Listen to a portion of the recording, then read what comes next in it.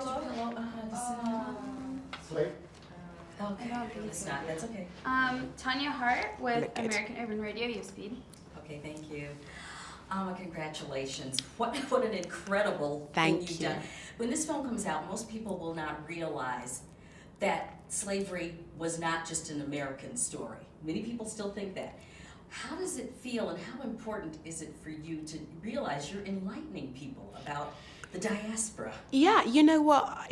It's a huge sense of responsibility. I get goosebumps, thinking about it. It's a huge sense of responsibility. But, the slave trade that was going on in America was actually holding up the economy of the United Kingdom. And, I feel as a filmmaker, it would be disingenuous to tell any story about this period without illuminating that fact. Yes. And though I wanted to tell a very Jane Austen-esque story, which traditionally didn't have any black characters in it at all, and I wanted to do this and put a black female front and center, a mixed race female front and center, and I very much stay true to that subgenre when we're making the movie.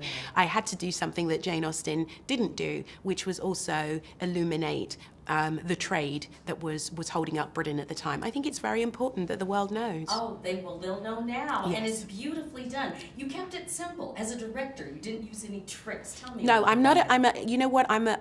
I'm a storyteller and a director and a filmmaker who is a thematic one. I'm not about turning the camera upside down. What I wanted to do was place Gugu, who plays the title role of Belle. I wanted to place her in a world that was very familiar to you. You've all seen it before. It's a traditional British drama, and I wanted to place this woman who you've never seen quite like this in the middle of that. So I wanted to shoot it in a timeless way. I wanted to shoot it so you can watch it in 10 years' time and you wouldn't know when it was shot.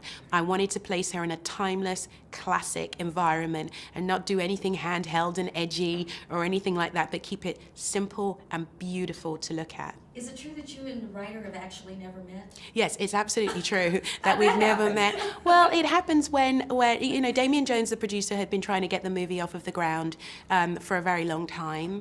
And by the time he brought the postcard print of the portrait to me, it was in another phase. And I'm a filmmaker, that's what I do. So I tell stories and I make movies. So it was about me implanting my vision of and deciding what themes I wanted to explore and what kind of story I wanted to tell by the time that I arrived. So the credited writer on this film and we used the same research at different times, but by the time it came to me, it was about implanting my vision onto the story. And what moment stands out for you while doing this film? Is there one moment? A couple of moments. My father, who passed away during the making of the film, used to once in a while, when I was a small girl, get down on one knee and tell me, "You will not understand this in this moment."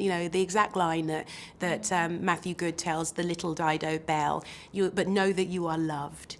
And, I took that line straight from his lips.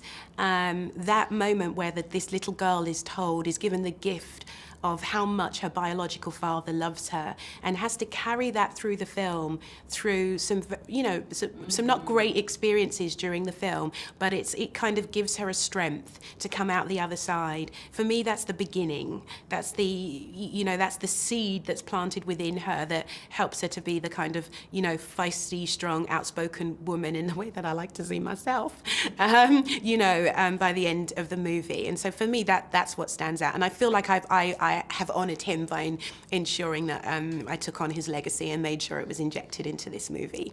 Oh, that's just beautiful. It's a beautiful story. Thank you. God Thank bless you so much.